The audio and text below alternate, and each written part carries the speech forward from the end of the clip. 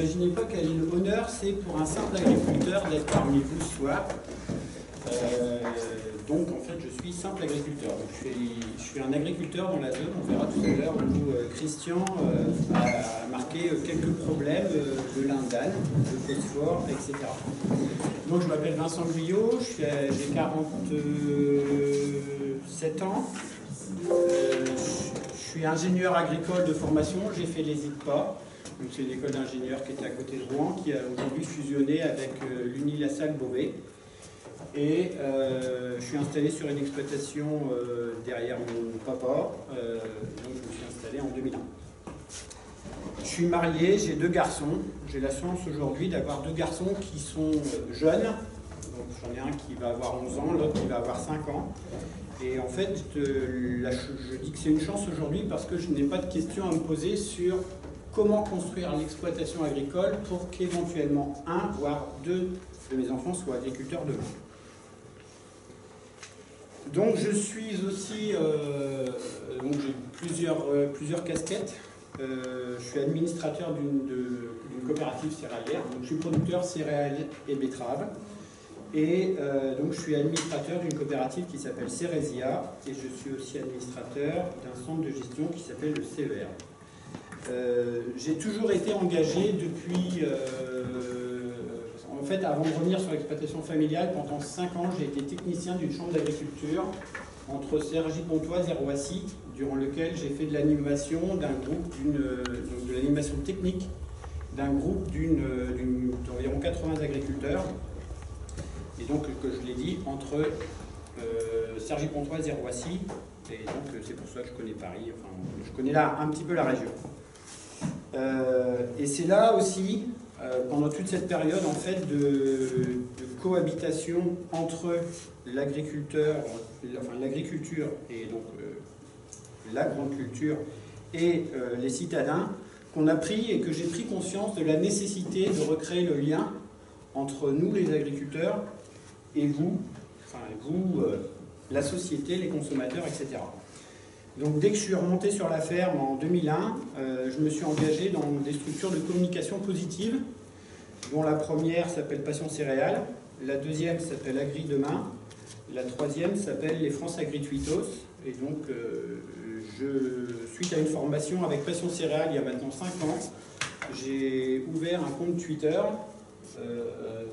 Et aujourd'hui, je suis suivi par plus de 8000 personnes. Et je raconte ma vie d'agriculteur au quotidien sur Twitter. Donc il y a 5 ans, j'ai inventé le hashtag AgriPapa. Et parce que, comme vous me voyez aujourd'hui, je suis comme tout le monde. Et je suis un agriculteur, mais je suis aussi un citoyen, je suis un consommateur. Et donc finalement, on est très loin des clichés de l'agriculteur avec un béret, une baguette et l'amour est dans le pré, qui est assez souvent quand même des clichés, même si ce n'est pas toujours le cas. Je retourne dans le bon sens. Donc je suis producteur uniquement sur une exploitation de production végétale. Donc chez moi, il n'y a pas un animal. Il y avait un chien, il est mort, je ne le remplace pas, je m'occupe de mes enfants. Ça mérite d'être clair. Donc je suis producteur de céréales. Alors céréales, blé tendre, orge d'hiver, orge de printemps, betterave, colza qu'on voit en bas. Et ici, toutes les petites bouteilles, c'est toutes les graines que je peux récolter.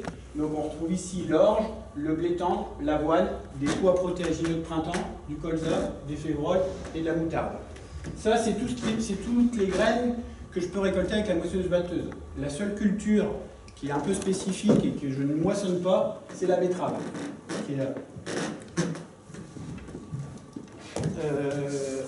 Il y a quelques années, avant la fin des quotas, parce qu'avec la fin des quotas betteraviers, les équilibres entre les différentes cultures ont été un peu bouleversés sur la ferme, et donc je produis un peu plus de betteraves que je n'en faisais auparavant. Mais avant la fin des quotas, on avait fait un calcul mathématique avec Agri Demain pour calculer en équivalent par rapport au tonnage que je sors de la ferme, combien ça permettait de nourrir de personnes l'ensemble des productions de l'exploitation. Donc l'exploitation fait 130 hectares, j'y suis tout seul, j'y travaille tout seul. Je vous expliquerai un petit peu plus tout à l'heure mon organisation. Et donc, les productions faites sur la ferme permettent de nourrir un peu plus de 4000 personnes tous les jours, 3 fois par jour. Donc les productions, on a vu. Aujourd'hui, le bilan carbone, alors là, on pourra avoir un grand débat, et de toute façon, on n'est pas là pour débattre avec Christian, de l'intérêt des biocarburants. Donc moi, une partie des productions de l'exploitation servent aussi à faire des biocarburants. Et ce qui est important aujourd'hui, et j'en ai discuté encore cet après-midi avec Passion Céréales, c'est de réussir à faire valoir l'aspect social sur les emplois induits de l'activité de mon exploitation. Ok, moi je suis tout seul, mais combien de personnes travaillent de ce que je fais venir sur l'exploitation et de ce que j'en sors? Donc là, on avait fait quand il y avait un premier calcul, il y avait 5 emplois induits. J'espère que je m'en vers le bas. Pas trop vite. Les débouchés de l'exploitation, ils sont hyper variés. Donc en haut à gauche, c'est la production de malt, donc l'orge produite sur la ferme. Moi, j'ai qu'un objectif, c'est que vous la consommiez aujourd'hui avec une grande bière et que ça vous rafraîchisse. Et donc, je me décris souvent sur les réseaux sociaux comme étant un producteur de plaisir. Avant de vous causer des emmerdes, on essaye de produire des choses qui vont vous faire des plaisirs. Donc la bière. Donc après, bon, là-haut, c'est un paysage de chez moi. On parlait tout à l'heure de biocarburant, alors vous allez peut-être m'insulter, et pour certains ça paraît catastrophique, mais moi ça fait plus de 10 ans que je me chauffe avec les déchets de triage de l'exploitation. Donc en fait je brûle du petit grain, donc je brûle du blé. Mais moi j'importe pas de pétrole et j'achète pas de fioul pour chauffer ma maison. Donc ça c'est en bas à gauche.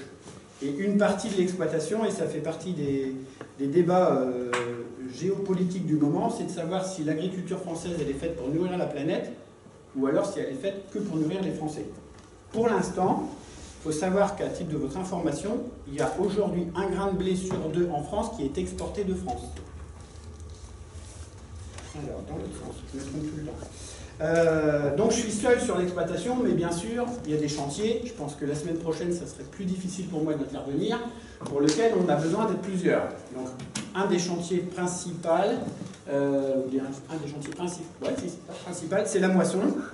Donc, pour les chantiers pour lesquels on a besoin d'être à plusieurs, je travaille en entraide avec 2 voisins.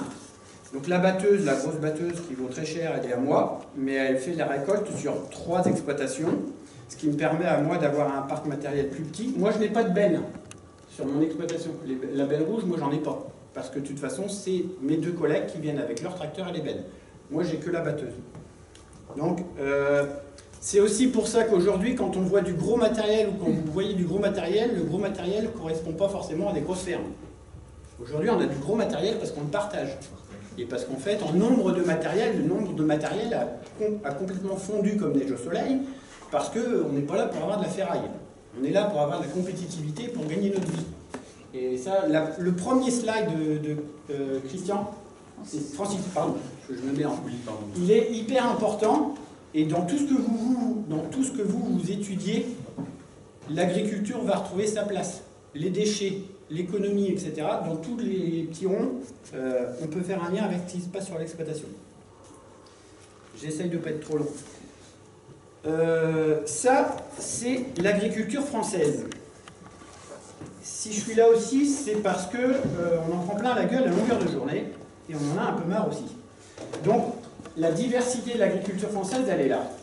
Donc ça, c'est Thomas Pesquet qui l'a fait quand il a été dans l'espace. Donc nous dire qu'on fait de la monoculture, qu'on est des grosses surfaces, etc., au moins chez nous, et je pense qu'il aurait pu faire toute la France, c'est pas vrai. Et là, on arrive au début de mon histoire. J'ai agrandi un petit peu, et je vais vous expliquer pourquoi, quand moi je suis revenu sur la ferme en 2001, la première chose que j'ai fait, c'est revendre la charrue de mon père pour arrêter de labourer, pour préserver mes sols. Donc ici, là, c'est un champ à moi. Alors après, ça va, mes voisins ne sont pas là, parce que taper sur le dos de ses voisins, c'est pas bien quand on est en public. Donc ici, on a les champs de mes voisins, et ici, c'est un champ de betteraves que j'ai photographié ce matin. Et donc on voit, ici, si c'est vert, c'est parce qu'on est dans un fond de vallée et qu'on est dans de la bonne terre et c'est du limon. Si ici, c'est tout blanc, c'est parce qu'on est dans une butte de craie. Et donc la particularité, au moins chez moi, c'est d'avoir des terres très hétérogènes sur des distances très courtes. Et c'est ce qui m'a conduit à moi à me lancer dans le défi agronomique et technique de passer dans une technique en non-labour et donc de préservation des sols quand je suis revenu sur la ferme en 2001. Pour vous illustrer ça, moi je suis parti dans une technique qu'on appelle aussi technique d'agriculture de précision. Donc il y a 100 mètres de distance entre ce trou-là et ce trou-là. Autant vous dire que la culture que j'y sème, elle ne peut pas pousser de la même façon entre là où le trou il fait 1,80 m de profondeur et on est toujours dans du limon, et ici où on a 30 cm de terre avant de taper dans la craie, et dans lequel c'est nettement plus difficile de faire pousser quelque chose. Donc on a cette hétérogénéité physique des sols qui est hyper importante, et derrière ça, on a aussi une hétérogénéité chimique. Donc là, tout à l'heure, alors Christian, lui il est content parce que les teneurs en phosphore, elles baissent. Donc il dit ça fait moins de pollution. Moi, enfin nous on commence à être inquiets parce que les teneurs elles baissent parce que les gens, les agriculteurs, parce que mettre de l'engrais ça coûte cher. Donc on a commencé à tirer un peu sur la camelote, sauf qu'on continue à produire et que finalement on ne compense pas les exportations de nos cultures en fait. En fait, on est en train d'appauvrir nos sols, quoi. Et si on appauvrit nos sols en phosphore, on baisse notre potentiel de rendement. Donc aujourd'hui, et ça c'est mon deuxième challenge après l'agriculture de conservation des sols, c'est de partir en agriculture de précision pour, ici vous voyez que les teneurs en phosphore, là c'est les teneurs en phosphore au sein d'un même champ. Elles passent, ici on est à 25, ici on est à 95. Hein. Donc autant dire que là, je n'ai pas besoin de mettre d'engrais, là, il faut que j'en mette 2 fois plus. Et donc, mon challenge aujourd'hui, et donc, Christian tout à l'heure parlait, lui, de carré de 16 par 16 km. Moi, ici, un carré, c'est 1 hectare, quasiment. J'ai fait une analyse par hectare, de façon à pouvoir mettre la bonne dose d'engrais au bon endroit. Je continue. J'arrive en 2001. Donc, 2001, c'est l'année où je me suis installé physiquement sur l'exploitation. Après, je vous l'ai mis parce que c'est l'intérêt d'avoir une photothèque, c'est la photo de la charrue que j'ai. J'en ai qu'une et je ne l'ai élaborée qu'une fois sur l'exploitation. À partir de 2001, j'ai abandonné la charrue pour le remplacer par un travail qu'on appelle vulgairement mulchage. Donc en fait, plutôt que de retourner comme une crêpe les résidus de culture ou les couverts végétaux et de les mettre en fond de raie, on les mélange. Et alors, on les mélange en essayant de les laisser le plus possible en surface, de façon à ce que les vers de terre, ils aient le courage de monter jusqu'en surface pour chercher à manger et ils redescendent. Parce que les vers de terre, ils sont comme nous. La seule chose qui les intéresse, c'est de manger. Donc, leur vie, elle est faite pour manger. Donc, ils montent, ils descendent. Ils montent, ils descendent. Ils montent, ils descendent. Donc, si avec un labour, on leur met leur manger en fond de raie de charrue, ils vont manger et redescendre, mais ils ne vont jamais jusqu'en haut. Et donc la profondeur du labour qui n'est pas travaillée par les vers de terre, elle est sensible à tout ce qu'on veut. C'est à peu près ça? Pardon. Donc ma démarche, elle a commencé en 2001. Et de 2001 à 2010, j'ai été encouragé pour les pratiques culturelles que j'avais prises sur la ferme. Donc j'ai été aidé financièrement pour installer ce qu'on appelle des pièges à nitrate, qu'on appelle aujourd'hui couverts végétaux. Et donc ce sont des cultures que nous semons mais que nous ne récoltons pas.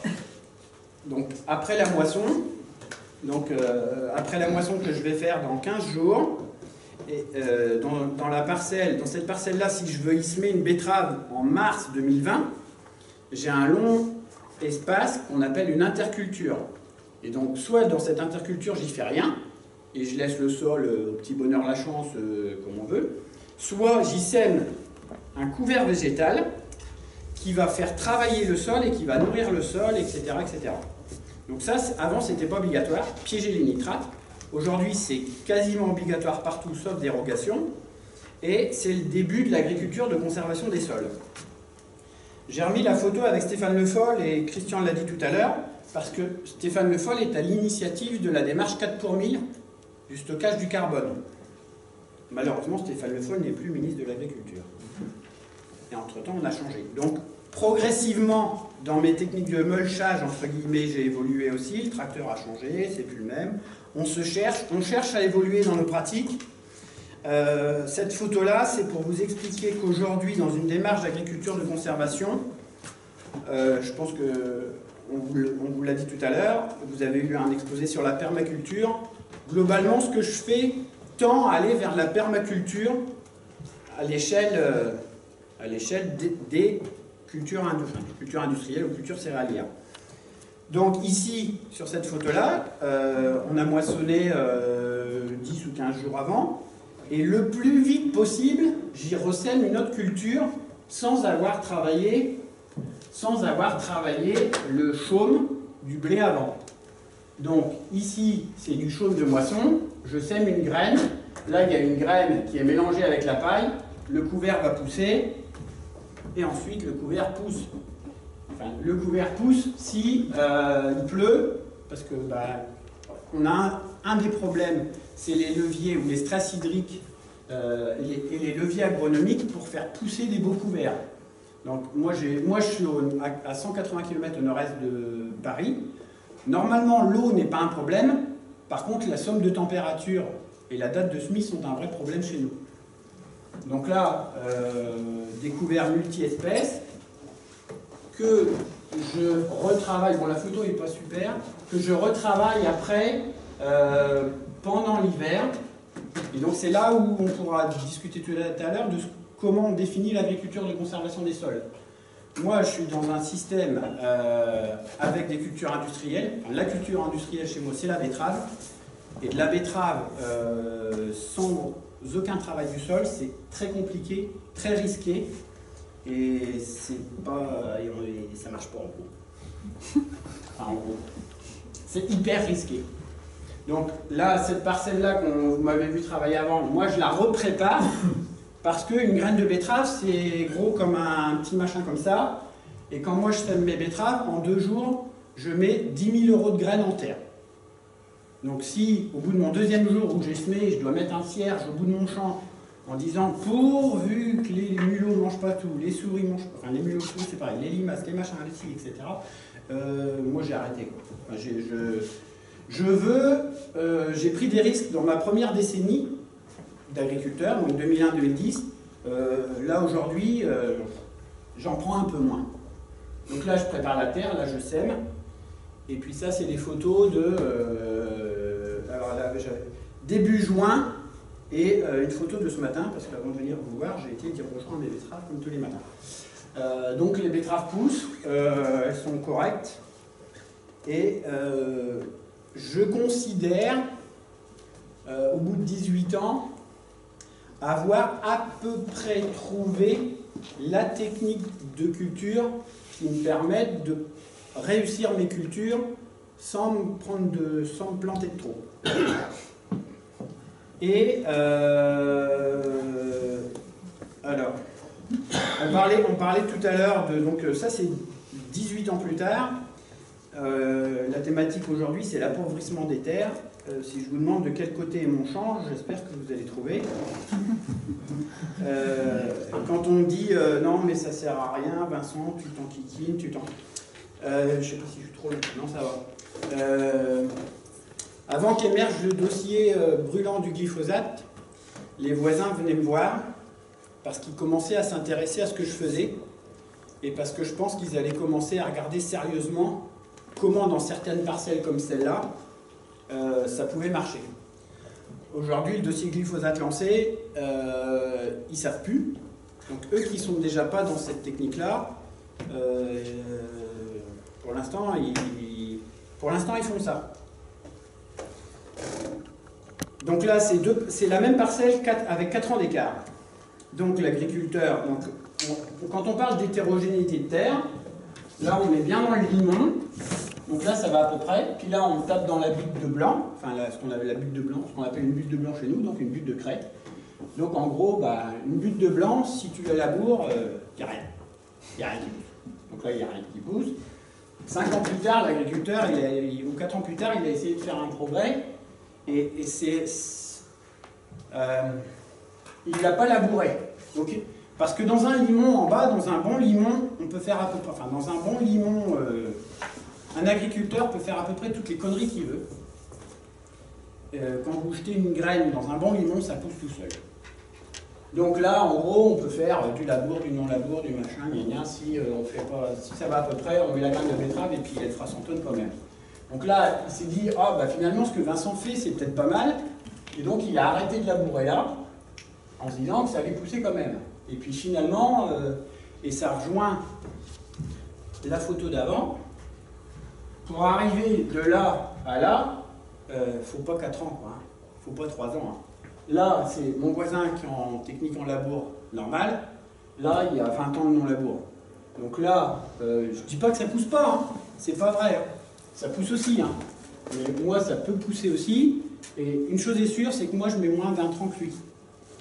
Parce qu'au niveau azoté, une terre noire, enfin, je sais pas, tout le monde est à la recherche de terre noire.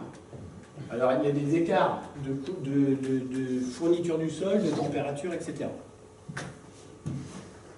Alors, ça j'ai vu. Et donc, un de mes objectifs principaux quand je suis passé en non-labour, c'était d'homogénéiser mes terres. Donc, moi, aujourd'hui, l'exploitation, elle est suivie par satellite. Et donc, je reçois des conseils de fertilisation de mes cultures par satellite. Donc, là, on est dans une parcelle qui est à peu près, enfin, qui est normalement hétérogène.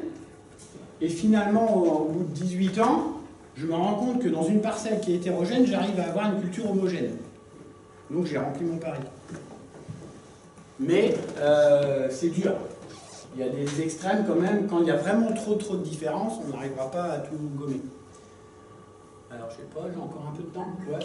On mettons 3 minutes peut-être. Ouais, ben, non, mais ça se termine, je pense. Donc aujourd'hui, aujourd'hui, je sème avec un semoir plus ou moins spécial pour semer des cultures en non-labour. Je pulvérise quasiment uniquement la nuit, pas pour me cacher des voisins, parce que c'est la nuit qu'on a les meilleures conditions, absence de vent, hygrométrie meilleure, et c'est là qu'on peut faire les meilleures applications en mettant le moins de produits phytosanitaires possible. Je continue à nourrir mes plantes avec du phosphore, même si Christian il n'aime pas ça. Par contre, je vais passer en agriculture de précision pour, comme je vous disais tout à l'heure, mettre juste ce qu'il faut, en fonction de l'analyse de sol et des besoins de la culture. Puis voilà, on a un beau métier. On fait des essais. J'ai une plateforme de 10 hectares. Donc en gros, j'ai 7% de la ferme, de ma surface, qui n'est consacrée qu'à trouver des solutions pour produire plus et mieux. Donc, et ça, c'est avec ma coopérative, celle qui me vend les phytos, qui me vend les engrais, qui me font les machins. Il ne faut pas croire que parce qu'on nous vend les trucs, qu'on ne cherche pas des solutions pour en mettre moins et en mettre mieux. Donc voilà. Et donc la pédagogie, la communication au salon. Donc la photo là-bas, c'est la photo de mon compte Twitter. Lundi matin, j'étais dans une classe de CE2, expliquer que le rôle de l'agriculteur, c'est semer. Et ce rôle-là, il est valable quel que soit son mode de production. Hein. Qu'on soit conventionnel, bio ou machin. On sème, on nourrit, on protège et on récolte. Voilà, c'est tout. J'ai organisé la fête des moissons il y a 2 ans. Je recommence cette année. Et puis voilà, la coopérative, l'évolution de l'agriculture. Une batteuse il y a 40 ans, une batteuse d'aujourd'hui. Et le seul truc qui avance pas pour moi sur l'exploitation, c'est ça. Papa n'est plus là, papa a signé une promesse de bail. Alors on est pour, on est contre, hein. Chacun. Moi, mon chef de région, il est contre maintenant parce qu'il dit qu'il y en a trop. Mais bon, quand papa a signé la promesse de bail il y a 7 ou 8 ans, pour avoir 2 éoliennes dans nos champs et dont on est propriétaire aussi, eh ben, aujourd'hui elles ne sont toujours pas posées, quoi. Donc c'est pareil, c'est comme la transition agroécologique, ça se fait pas comme ça en claquant des doigts. Mais par contre, alors, tous les matins, on a des super levées de soleil dans tous les sens. Et je vous remercie.